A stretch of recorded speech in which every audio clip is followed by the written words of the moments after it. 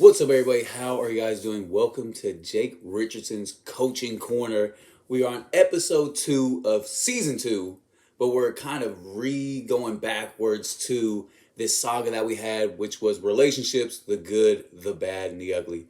We already got through the bad, we already got through the ugly, and now we're going to the good. We're finishing off with positivity, but I'm not going to hit all the generic stuff. I'm not going to hit what makes a good relationship with happiness and what makes a good relationship with fun and all that. We're going to dive a little deeper. So to get into topic one of what makes a good relationship, in my opinion, faith is one of them.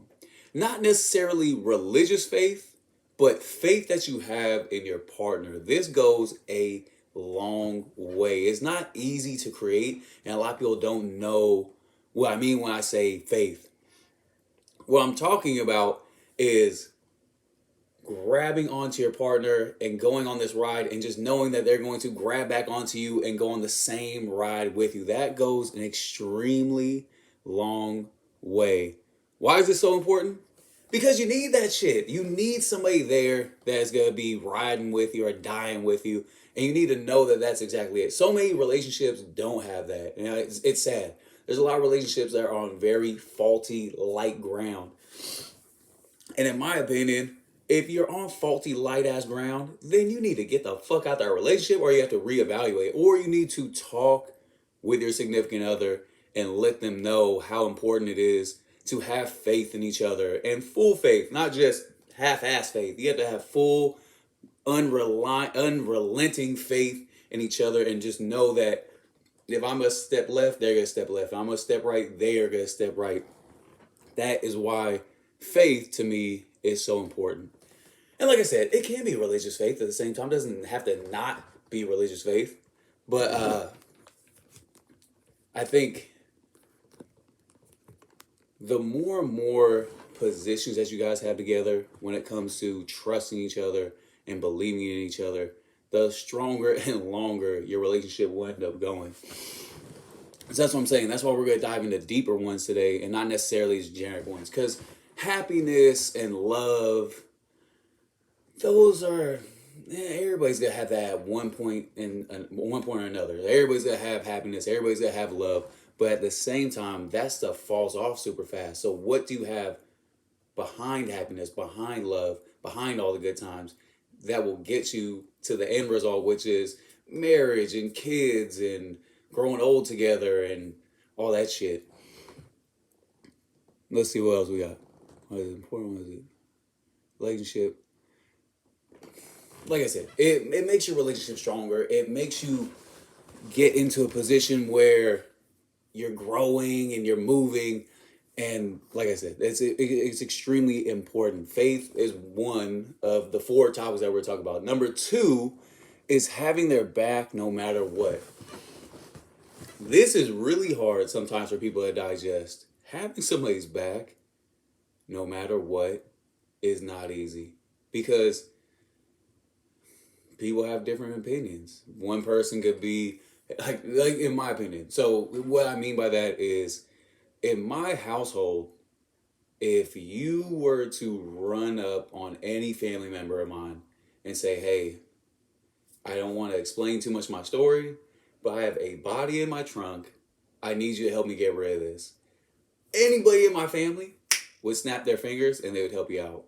That is what I mean by having somebody's back. Do you have somebody's back that much? If you do not have somebody's back that much in your relationship, it's probably not the relationship for you. Or you need to reevaluate you as a person, or what is your threshold. But for me, like I said, if there are certain people in my life that if they get a hold of me for anything, I'm going to roll a million miles that way.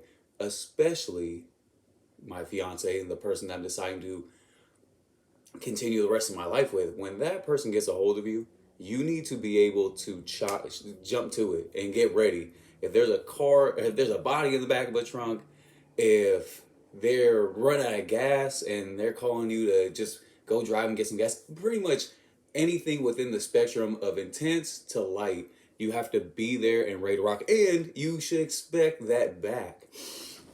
If that is something that's not coming back to you, then like I said, you have to adjust, You have to figure out what you're going to let go, what you're going to not let go. Those are all serious things that you need to have conversations with yourself and with your spouse. Communication is huge. I didn't write communication on here, but I will say that communication is huge. Even if it's a hard conversation, or even if it's something that you necessarily don't want to talk about, the best thing that you can possibly do is talk about that. I came from a family where we don't talk about if somebody's arguing with somebody or somebody's disagreeing with somebody and it gets physical or if it gets emotional. We don't say I'm sorry. We don't say, are you okay? We're not checking in with each other. What we used to do is get in these huge arguments and then for 2 or 3 weeks not talk to each other and then later be like, hey, how you doing? That is the worst shit because you don't solve any problems. And if you're not solving problems in your relationship, then you're creating these barriers that are so hard to get over and over the longer and longer you get into this relationship and the longer you keep doing the negative rhythm.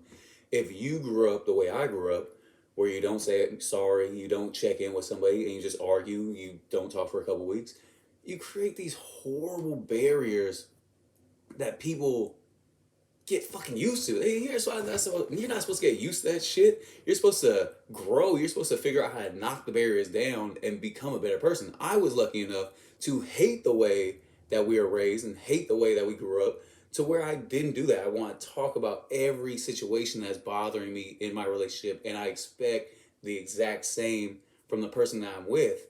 If there's something bothering you, speak up. If there's something bothering me, I'm going to speak up. Let's talk about it and let's move on from there. So having that type of open dialogue is huge. And I see it more and more with young people. Young people don't know I have it. It's not something easy. I didn't have it when I was super young. But you develop over time. You realize what works compared to what doesn't work. And it can't just work for you. It has to work for your significant other as well. So you guys have to come together and find out what works for you. If you could do that, like I said, you're going to have a longer relationship. Things are going to go the way that you want them to go. If you can't do that, if you can't speak up and you can't express yourself, then once again, you're in a short-term relationship. You'll grow, you'll learn some things. You'll regress, you won't learn some things, and then you'll move on to the next person. Hopefully, the next person that you move on to, you develop better skills, you guys grow and go from there. But that's what it is about being young. When you're young, you make a whole bunch of stupid ass mistakes. You don't say what you should say. You don't act the way you should act. And then later in life, as long as you didn't get caught in marriage or get caught with kids, you're able to grow, develop, and then take it to the next relationship. And the next relationship, you get more and more mature and it becomes better and you get to talk. But like I said, I had no any of this shit. When I was young, I had to develop it over time. But to get back onto the fucking track that I was on, is number 3 is, where that shit at? Staying fit.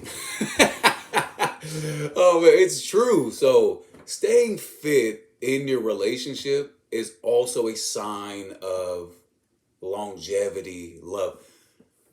The worst thing that you could do is be fit when you first meet and then fall the fuck off. Because it's almost like if you went to the car dealership and you bought a Ferrari, and then 4 months into the Ferrari, you look in your driveway and there's a Hyundai.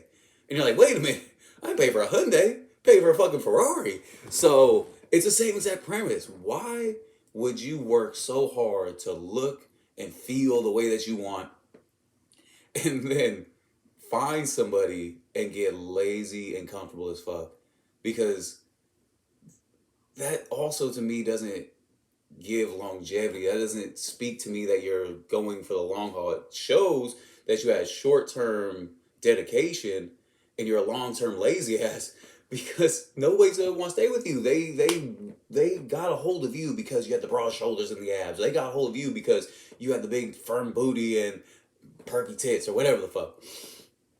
And when you give that up, it's almost like you're trading in yourself for another person, and this person that got into a relationship with you did not want that person. They wanted the person that they first met. So staying fit is key. And it helps your spouse's wandering eye stay straight. I don't think everybody has a wandering eye. I don't think everybody, but people do find things attractive, and you gotta make sure you're keeping yourself attractive. A, for yourself and for your health, one, and then B, for the person that you're with.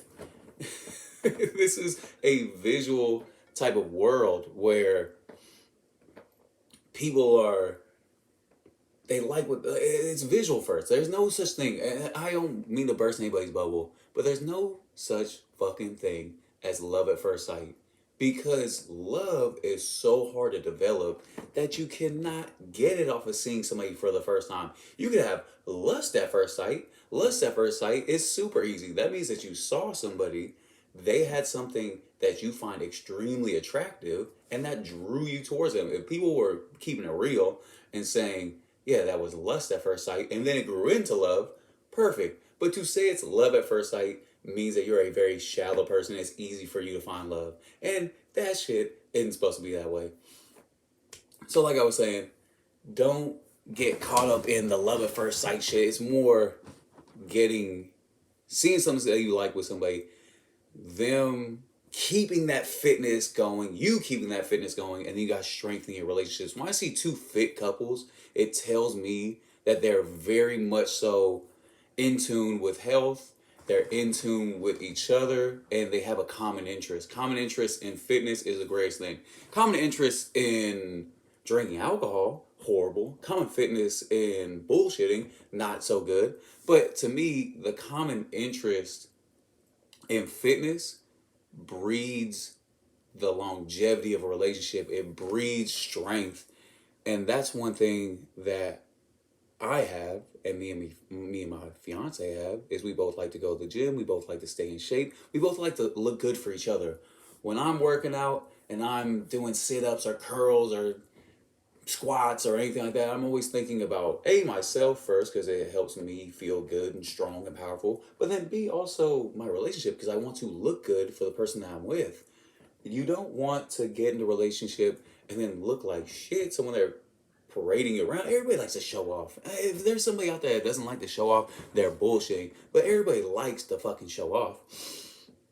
So you want to show off the person that you're with, and you want them to look the way that you want to look, just the way that they're going to show you off. So if they're showing you off, then stay the fuck in shape. And that is one aspect to making a relationship last very long. So once again, fitness is a huge one. And that's the third one that we've been talking about this whole time. And then the last one is growth. Growing.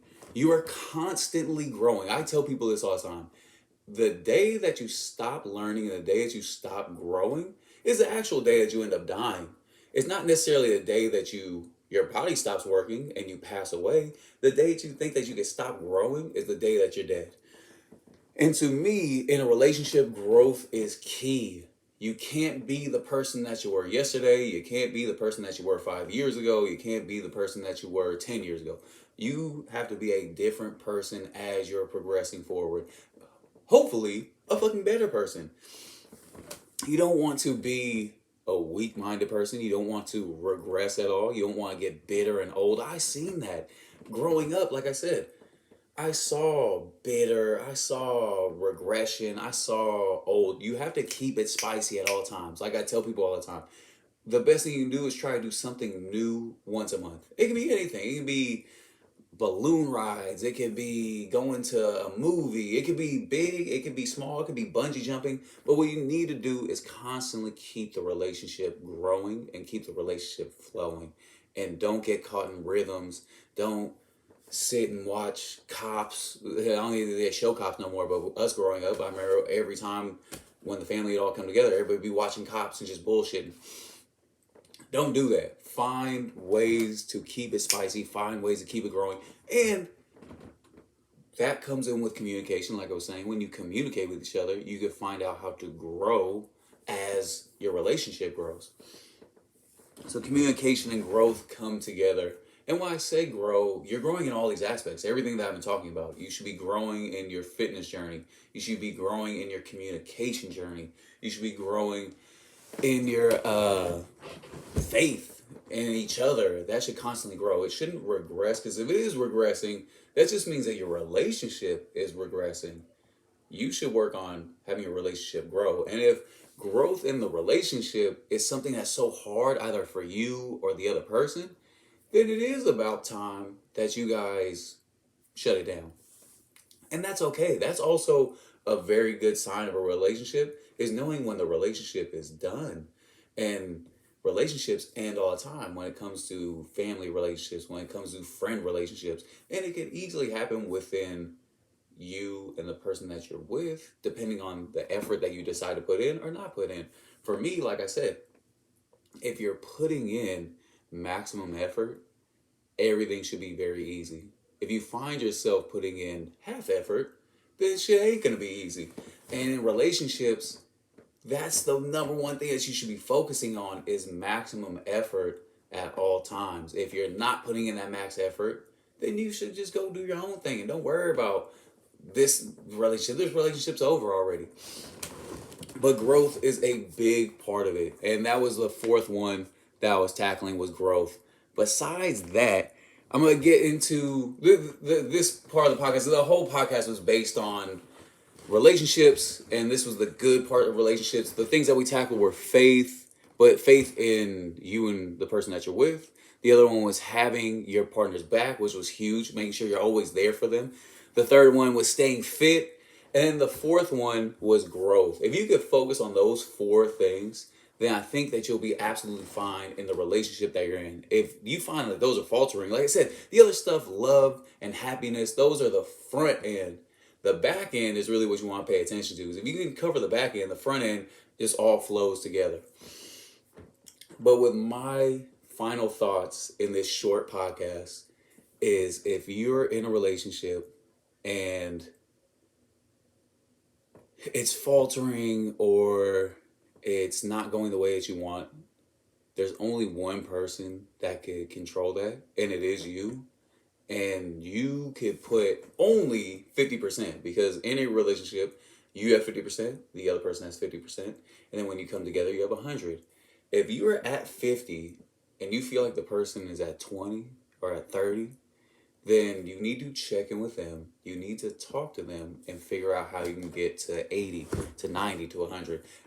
100 is kind of unrealistic, because I don't really think that there's ever a perfect relationship where you have 100% going on. But there is times where if you're at the 80, 90%, then you're going to be absolutely fine. But if you're not at that 80, 90%, you're close to 60, 70%, you need to work on growing your relationship. And if you could do that, and the person that you're with is willing to do that, then you guys will be fine. But if you can't do that, if the person that you're with isn't trying to grow, then it's time to end the relationship. And with that being said, we're getting closer and closer to the end of this podcast. Thank you guys all very much for tuning in. I appreciate it. If you have a relationship, make sure it's growing, make sure it's flowing, make sure it's getting what you need it to get. And besides that, thank you guys for the live. I see you guys all out there. I saw Drew's out there. Thank you guys very much. I like to just put these things together and just try them out. But have a great day. Thank y'all very much. Peace.